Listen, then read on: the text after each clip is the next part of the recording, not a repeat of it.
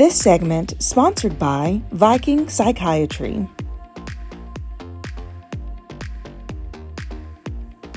Question for you. Do you talk to yourself in a way that you would never talk to someone that you love?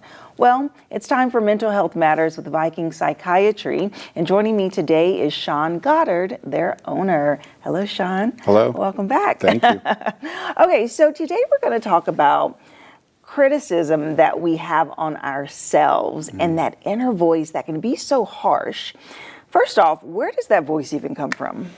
You know, that voice is ingrained from the very beginning, right? As we grow up, it might be from a parent, a teacher, right? Often it's somebody in an authoritative type position, but it tells us that we need to behave, we need to be better, right? You're bad, you need to be good, right? And so very early on, sometimes there's traumas that are involved.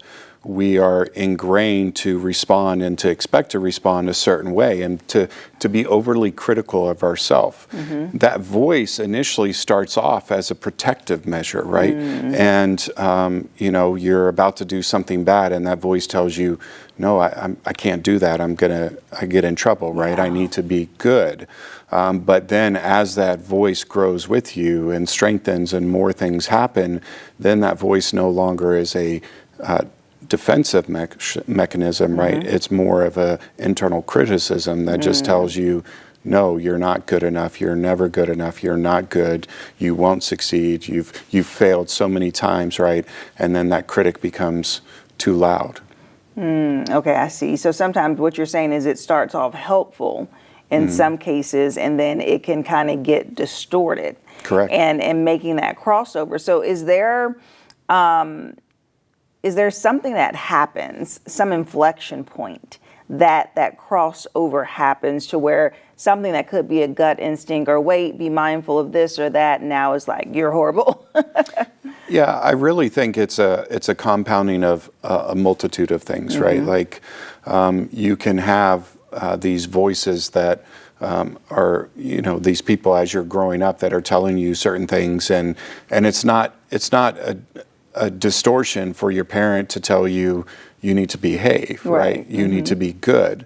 The distortion often occurs as that voice is repetitive and often with negative condensation behind it. So, you know, in our society, we tend to, if you look at it, we focus on the negatives. We don't give time to the positive. And we often see as we're growing that negativity is often compounded. It's not the positive. It's not, good job, you succeeded, thank you, you were good. It's you were bad, you failed this, why did you get a C? You should have gotten an A, right? You're stupid, you're a failure. And so as those events occur and continue to compound, then it becomes distorted to often being a permanent, sometimes like a black hole, right? Because now it's not, sometimes I fail and sometimes I didn't do as good as I thought, but instead it becomes, I am a failure. I always fail. I'll never be good enough. I will never succeed. And that's when that critic really becomes the most harmful. Wow. So I see you're saying it evolves and it can be kind of that permanent, always type of verbiage on there, so it's harder to recover. So what are some practical ways that you can share that can kind of help people if they are experiencing those negative thoughts?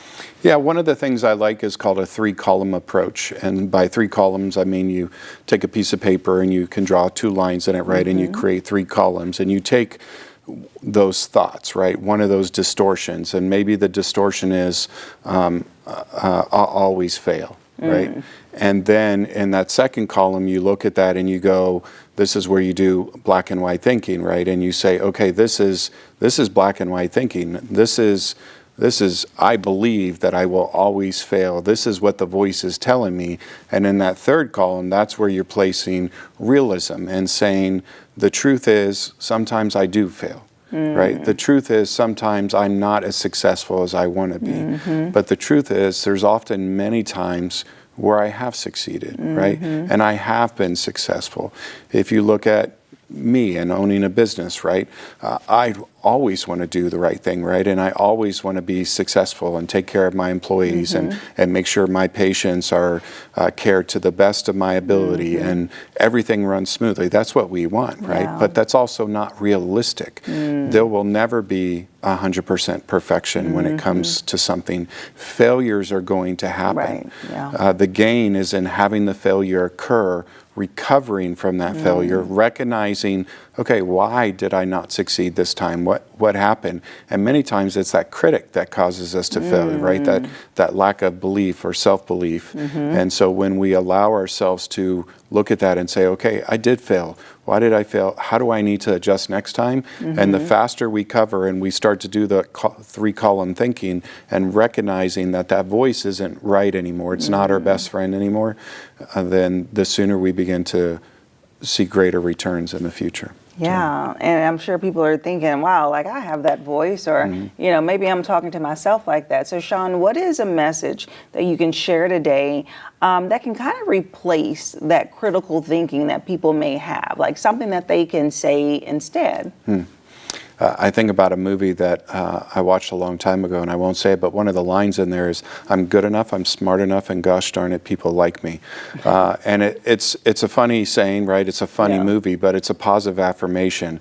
And that's really what it's about, is understanding positive affirmation. And so I want everyone to hear this, right? That you are not defined by your failures. You are not defined by your bad moments. You are not defined by what somebody told you growing up or how somebody defined you growing up, right? Life is learning, right? Life is moving forward, and you have to understand that you are enough. You are exponentially beautiful just the way you are. And that's what you need to see inside and understand that it's okay to have bad days. It's okay to have failures. It's okay to not meet somebody's expectations. That's their expectation, right?